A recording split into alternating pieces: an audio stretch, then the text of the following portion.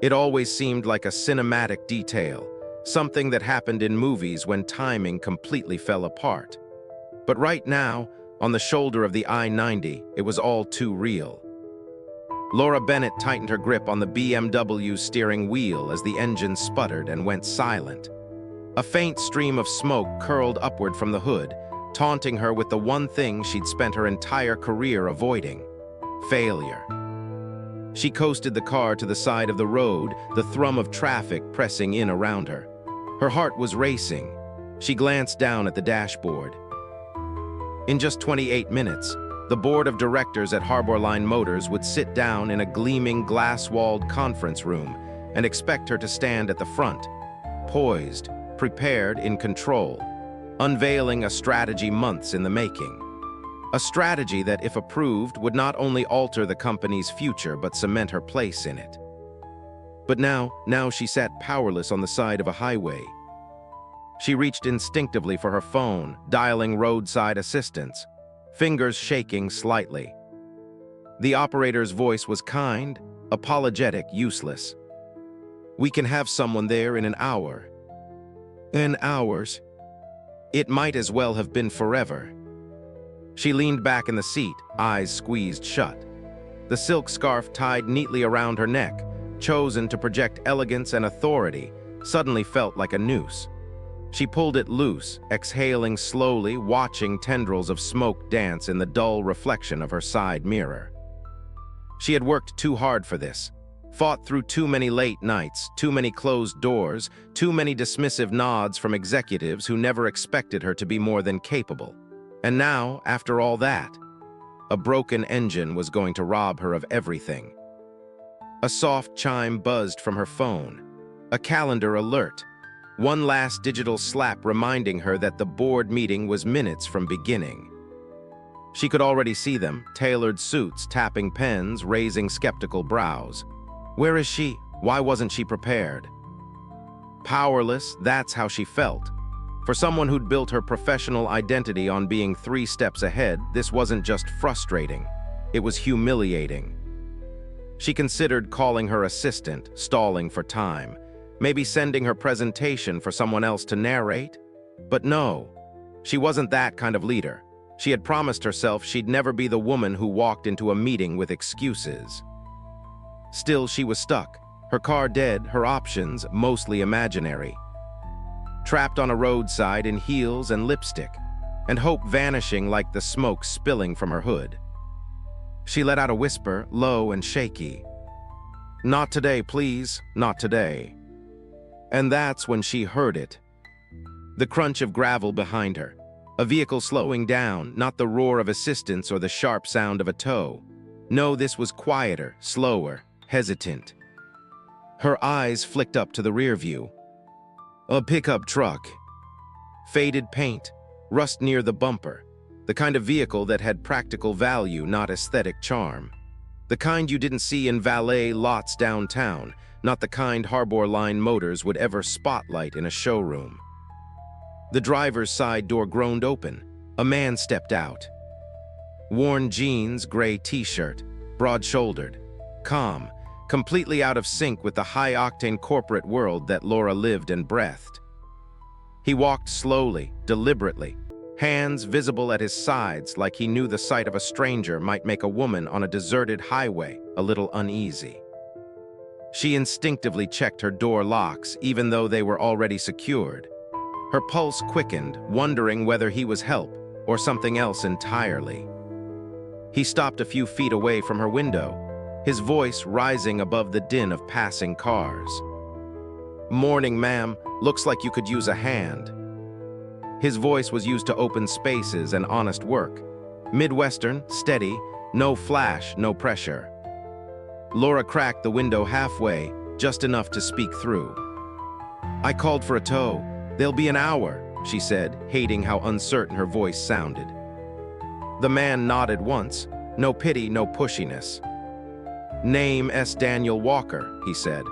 "I've been working on engines most of my life. Could be something simple. Mind if I take a look?" Laura hesitated. This was insane. There was no time, no guarantee he was even a real mechanic. Out here, how could she trust him? But then again, what did she have to lose? The minutes were slipping through her fingers like sand, and this might be her only shot. His face was weathered, but not unkind. The creases at his eyes seemed like they came from smiling more than scowling. Something in her exhaled.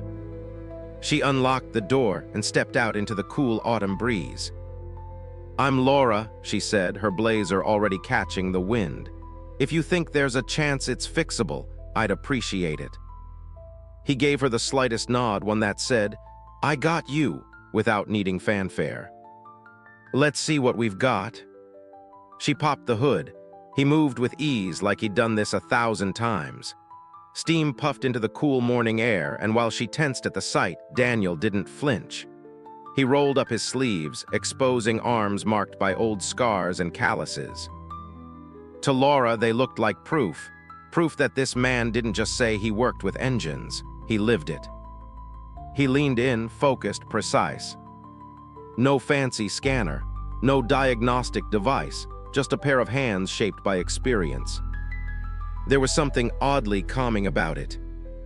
She watched in silence, the roar of traffic fading behind her, replaced by the small, careful clinks of metal and the soft heat rising from the engine compartment.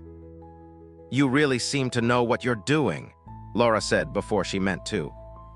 He chuckled softly, not looking up. "Been working under hoods since I was 14. Got used to listening more than talking. Engines speak if you pay attention." She almost smiled, something that hadn't happened all morning.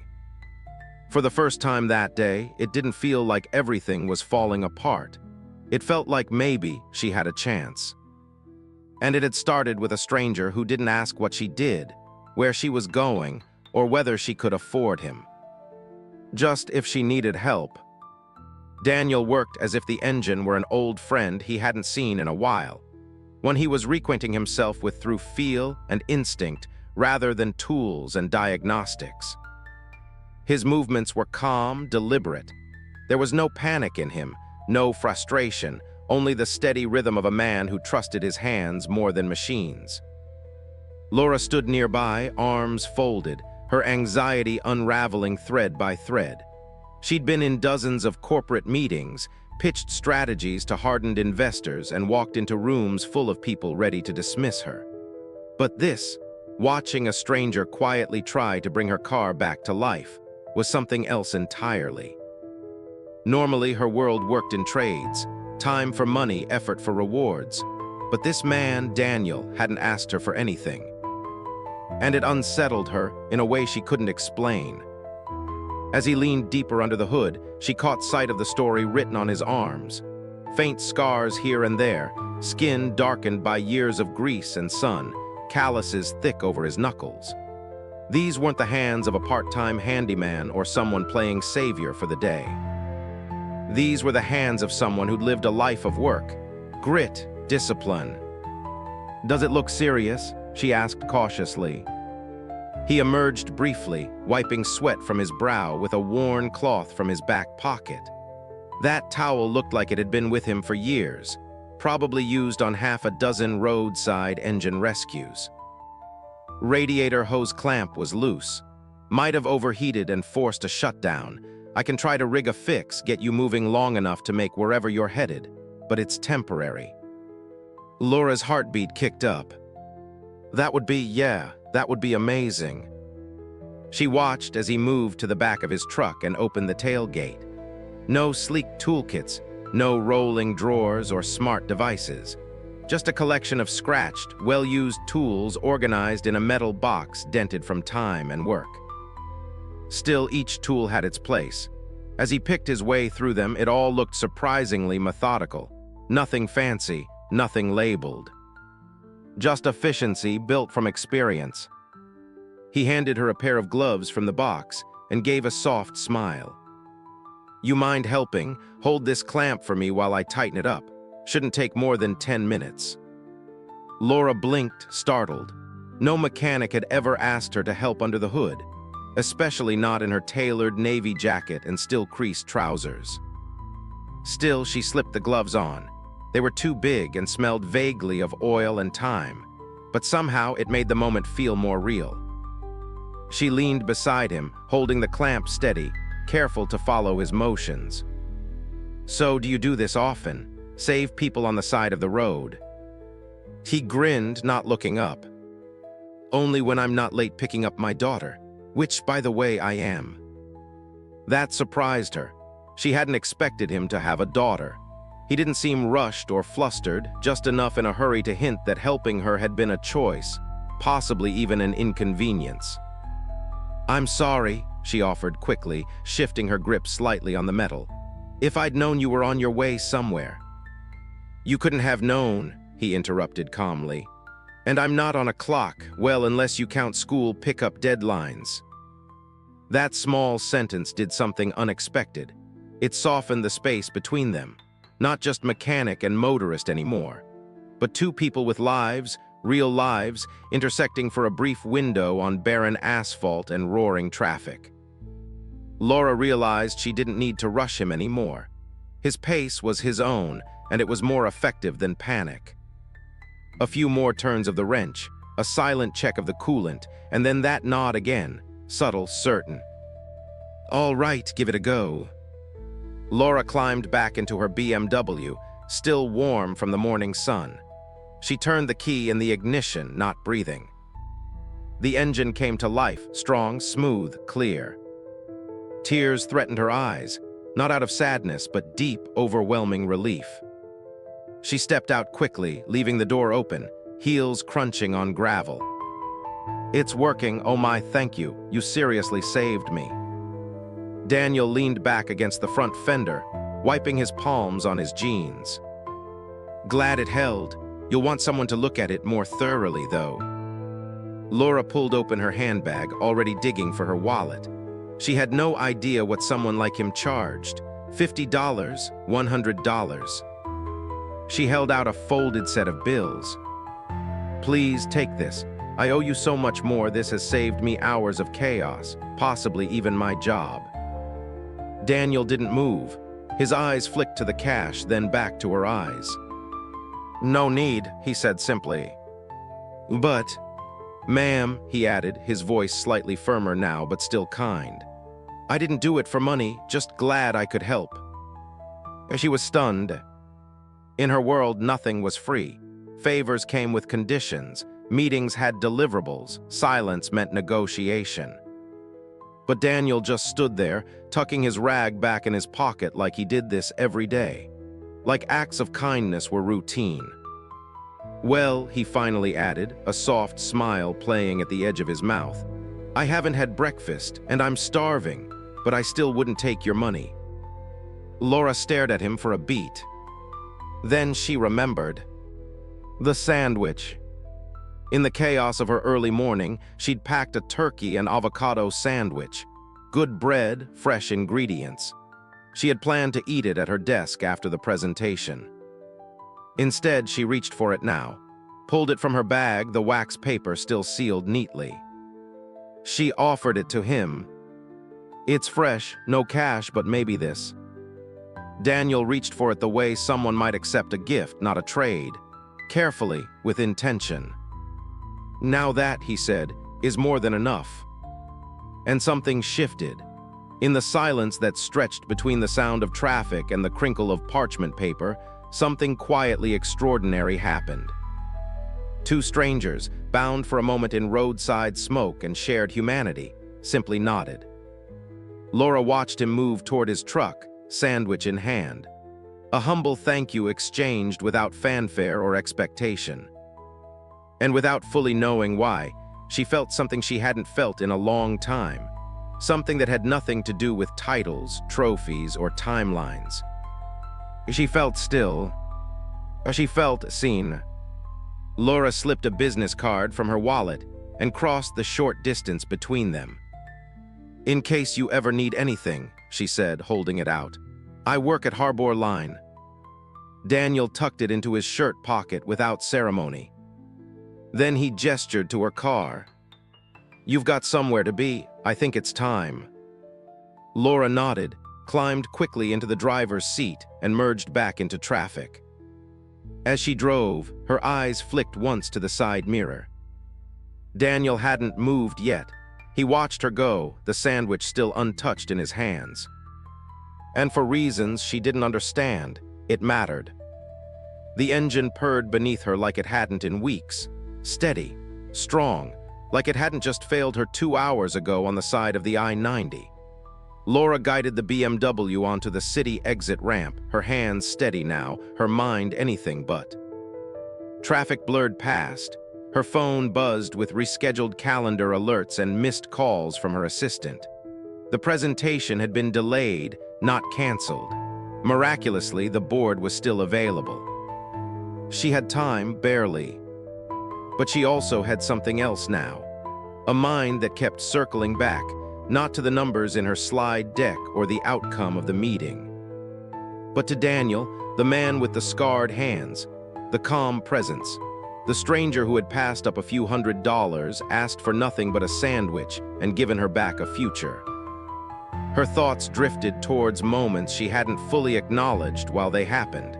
How he listened more than he spoke, how he worked like someone used to being underestimated, how gently he accepted her gratitude. She reached into her purse and pulled out the card reader that tracked her calendar notes, the physical kind she always carried for when apps failed her. She had jotted down his name beside 8:32 a.m. car trouble I-90. Daniel Walker. It stuck with her, not just his kindness or even his skill, but something else. Something she couldn't quite explain. That night, with the presentation behind her and approval from the board secured. Yes, secured. Applause still ringing in her ears, Laura sat on the couch in her apartment, wine glass untouched, laptop open, fingers hesitating above the keyboard. She typed, Daniel Walker, Illinois mechanic. Thousands of results, none specific, too many men, too many stories. So she searched another way, the license plate she remembered from the back of the pickup, 3G2Z41. Old habit. She'd done countless background searches before. Recruiting top talent required knowing the hidden details, government filings, patents, articles buried on page 9 instead of page 1. It wasn't hard. Minutes later, she had an address, Evanston, a quiet neighborhood just north of Chicago, modest homes, good schools. A profile emerged, one not listed on a resume site but etched together from fragments. First, a professional registry.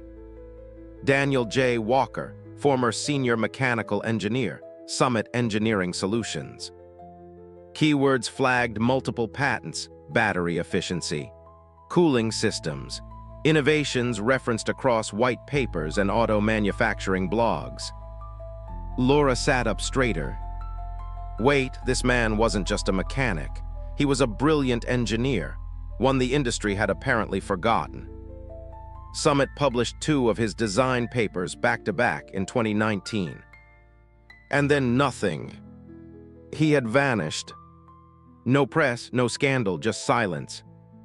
Laura clicked deeper into the archives, filtering by date.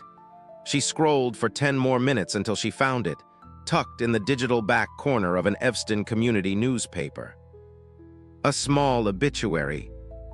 Anna Walker, beloved wife of Daniel Walker, mother to 5-year-old Sophie. Pancreatic cancer. Death came fast, unfair. Survived by husband and daughter. Next to it, a local feature about a promising engineer stepping away from Summit to raise his daughter full-time. A grainy photo, Daniel younger, face partly turned to the little girl in his arms. He wasn't smiling at the camera, he was looking at her, softly, fully, as though she was the only thing anchoring him to earth. Laura leaned back in her chair. The room was quiet, her phone on silent now. She felt it deep in her chest, the shame of assuming he was just a roadside mechanic. The overwhelm of learning he had once been at the top of his field, only to disappear from it entirely for reasons few people would understand until they stood in his shoes. She closed her laptop slowly and sat there for a long minute. Not every resume came typed and formatted. Some came etched in sacrifice. And Daniel Walker had written his in silence. The next morning, Laura stared down at a slip of paper she had written late last night. An address in Evanston, scribbled like a confession. She told herself it was professional curiosity. That her employer was starved for people like Daniel. That Heartwarming Motors had just passed a strategic plan to revamp electric vehicle systems, and this man had the mind they needed. But it wasn't entirely true. Something lingered. Something more than admiration, more than curiosity. It was the way he had looked at her, steady but unconcerned, honest but without performance. She hadn't seen that kind of humility in her world for years. So she drove. It was Sunday. Gray skies hung low as she steered into Evanston. Streets were quiet. Kids rode bicycles up cracked sidewalks. Laundry hung lazily from rusted fire escapes. She found the building, Oakwood Gardens, and parked across from it. And paused. This didn't feel like a talent pitch. It felt like something else. The door opened after only one knock. Inside, she saw a home lived in, not displayed. Faint coffee aroma. Bookshelves made of repurposed wood sagging under technical manuals and children's books. A math workbook lay on the kitchen table next to a half-drunk glass of orange juice. And there was Daniel, bent over beside a small girl, helping her with math. As she looked up first, dark eyes, neatly tied ponytail. Barely 8, but wise in the way children are when they've already learned about loss. "Daddy, someone's at the door," she said brightly. Daniel turned. When he saw Laura, the woman from the side of the road, his face shifted subtly, but not unkindly. "Miss Bennett." "Laura," she corrected gently, smiling. "May I come in?" Daniel stepped aside slowly. The girl, still standing by the table, gazed up boldly. "I'm Sophie," she announced. "Hi, Sophie," Laura said, kneeling to her height. "Your dad fixed my car yesterday. He kind of saved my life." The little girl puffed proudly. "Daddy can fix anything. He even fixed stuff before my mom went to heaven." The words dropped like stones, not heavy, just matter of fact. Laura's throat closed slightly. "I believe that," she said softly, standing. Daniel offered her a seat in the small living room, his arms now crossed over his chest. Every part of him was cautious, not hostile, but closed. "Why are you here?" he asked. Here it was, the moment, the merge of impulse and intention. Laura looked down, choosing her words. "You were a senior engineer at Summit. Your name is still echoed in industry circles, and then you walked away. I know why. I read about Anna, about Sophie, but Daniel." She paused. "The world still needs what you can build. We need you. And what you gave up, it wasn't failure, it was love. But I truly believe now you don't have to choose between being an engineer and being a father." Daniel didn't move. So she added carefully, "Heartwarming's launching a flexible work initiative. Remote hours, no mandatory travel, family-first policies. You could work from here most days, pick up Sophie from school, still be there for every birthday and pancake Sunday." He didn't speak. But Sophie tugged his sleeve, eyes wide. "Does this mean you'd get to build cars again, Daddy? The ones that go so fast?" Daniel looked down at her, frozen in place. In that moment, Laura understood. The greatest minds didn't always crave titles. Sometimes they just needed permission to hope again. For a long moment after Laura finished speaking, Daniel said nothing. He stood like stone, arms folded, jaw tight, eyes not on her, but on the floor, as if looking anywhere else might splinter the conversation into pieces he couldn't face. Behind him, Sophie hummed softly to herself, completely unaware of the storm brewing behind her father's sharp silence. Then finally, Daniel spoke. "I walked away from that world for a reason." His voice was low, rougher than she'd heard it the day before. The meetings, the deadlines, the travel, it took so much. I never saw my wife in her last good months. I thought I was building a future. Really, I was losing time. Laura didn't respond. She let the silence hold. Some truths didn't need decoration. After Anna died, he said, staring ahead, I promised Sophie and myself I'd never miss another moment. Not one. I couldn't go back to a job that took everything. I'm not sure I can trust it not to take more. Laura nodded, choosing her words carefully. That's why we built something new. It's not about squeezing you back into a system that failed you. It's about redesigning work to fit lives like yours. He didn't respond. His walls weren't just emotional, they were practical, protective, built not out of pride but out of necessity. Until Sophie tugged gently at his hand and looked up. Daddy, she said, her voice soft, you always look happiest when you're talking about engines again. That did it, his face flickered, a crack in the armor. He dropped into a crouch in front of her, his hands resting gently on her shoulders. Sophie, if I said yes, things might change. You'd stay late at school sometimes. You might eat dinner without me. We'd need help from Mrs. Garcia. It wouldn't be like now. Sophie considered it, with the philosophical clarity of an 8-year-old. And then she smiled. That's okay, as long as we still get pancakes on Saturdays. Daniel exhaled deeply, eyes closing for a second. When he opened them, something had shifted. The weight of resistance had lessened, not disappeared, but loosened. He stood, faced Laura with a new stillness. I'll hear them out. One conversation, nothing more for now.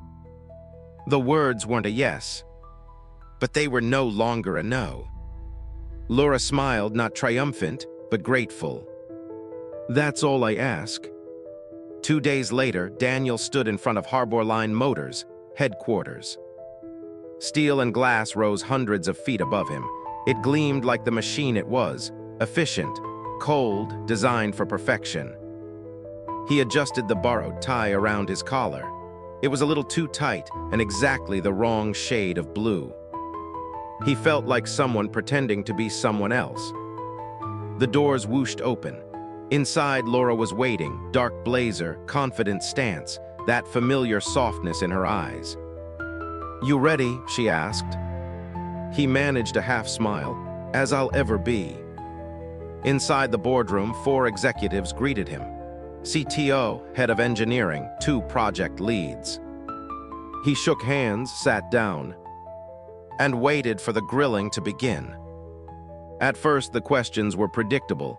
His time at Summit, the patents, his decision to step away.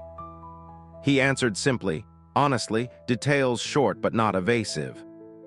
Then they asked what he thought of Heartwarming's current electric lineup. And something clicked. Something old but never really gone.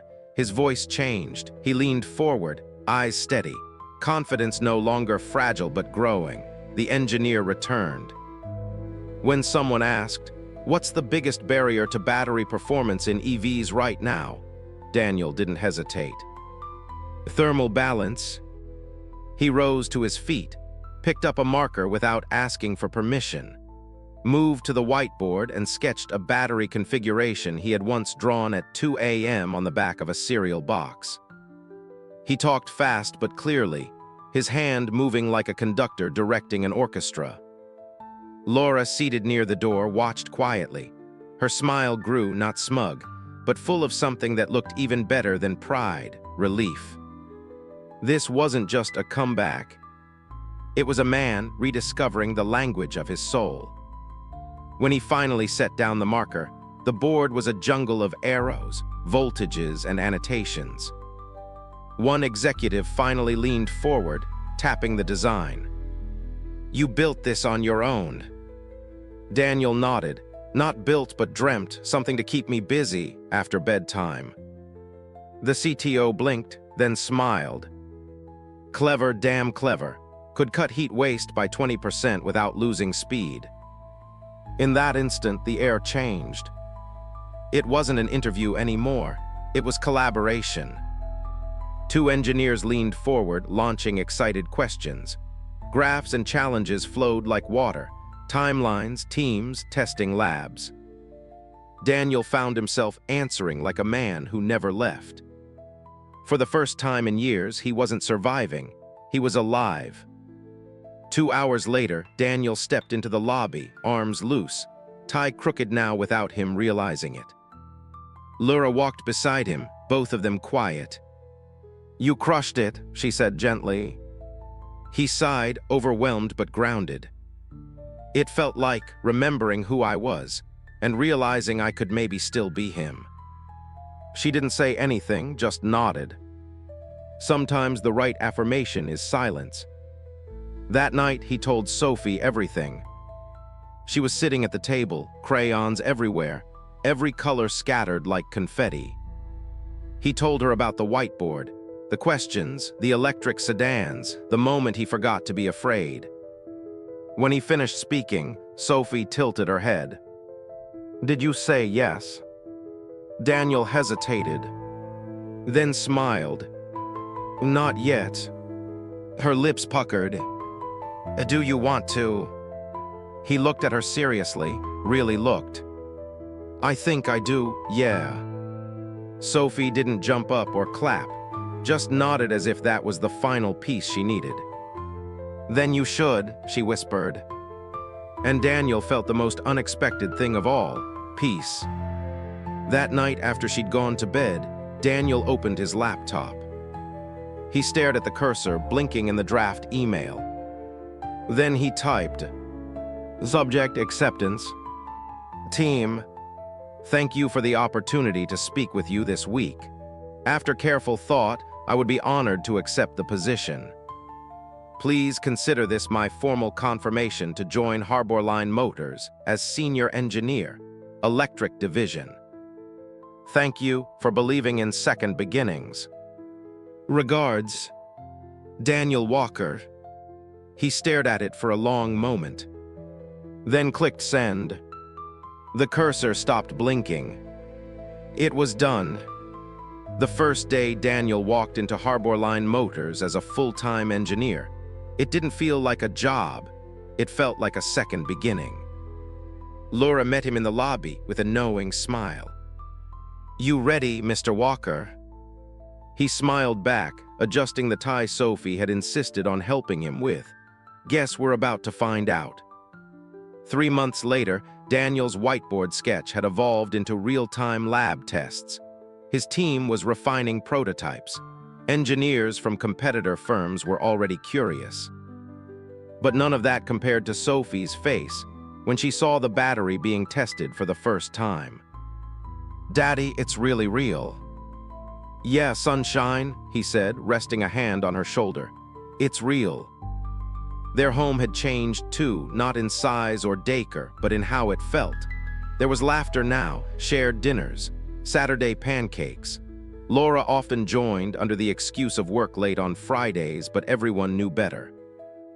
Evenings on the porch turned into quiet confessions about grief, ambition, single parenting, what it meant to start over after a loss. They never called it love, but it lived in between the silences, kind, steady, and growing. 1 year later, the grand ballroom shimmered in gold. Heartwarming Motors was celebrating its most successful year in decades. At the center, the launch of Daniel's battery-powered EV sedan. On stage, the CEO spoke. Innovation doesn't just happen in boardrooms. Sometimes it begins on the side of the road with a sandwich and a stranger. The room laughed, and all eyes turned to Daniel. Applause followed him as he walked up to accept the award. But as he reached the stage, his gaze didn't scan the room. It found two faces. Laura, elegant in navy, eyes proud, and Sophie, grinning, clapping harder than anyone, whispering, "Daddy, that's you." Daniel leaned into the mic, voice calm. "This isn't just a professional milestone, it's personal. I thought I was done with engineering. Life had other plans, but sometimes you think you're fixing a machine, and it's your life that gets repaired instead." The next morning was quiet, simple. Sunlight poured into the kitchen. Pancakes sizzled in a pan. Laura sliced fruit. Sophie set out dishes in her pajamas, humming. "Can we make sandwiches next?" she asked, eyes bright. "They're good luck." Daniel looked at Laura. They both smiled. "Lucky isn't even the word for it," Laura whispered. He nodded. "It's what started all this." Later, Daniel and Sophie visited Heartwarming's lab. She peeked behind equipment carts and asked what every wire did. "You built all this?" she asked. Daniel glanced at her, then at the engineers waving from across the room. "Not alone, I'd help." She grinned. "From Miss Laura." "From both of you." That night, Daniel tucked Sophie into bed. Her walls were covered in doodles, a mix of car sketches and stars. "I'm glad you fixed Miss Laura's car that day," she murmured. He brushed hair from her forehead. "And me too." Then she added sleepily, "I think Mom somehow helped that happen." Daniel stayed silent, but in his chest the words lodged deeply. Maybe the universe had nudged them together. Maybe kindness had simply done what it always does, gentle miracles. Back in his office that week, Daniel pinned a new drawing to his wall. A child's rendition of a man, a woman, and a girl, standing by a car with hearts above it. On the back, scrawled in red crayon, "The sandwich that started it all." He laughed softly, shaking his head. All that from one moment on the interstate. A broken-down BMW. A stranger with a wrench. A sandwich that said thank you without saying a word. The smallest kindness, the start of everything,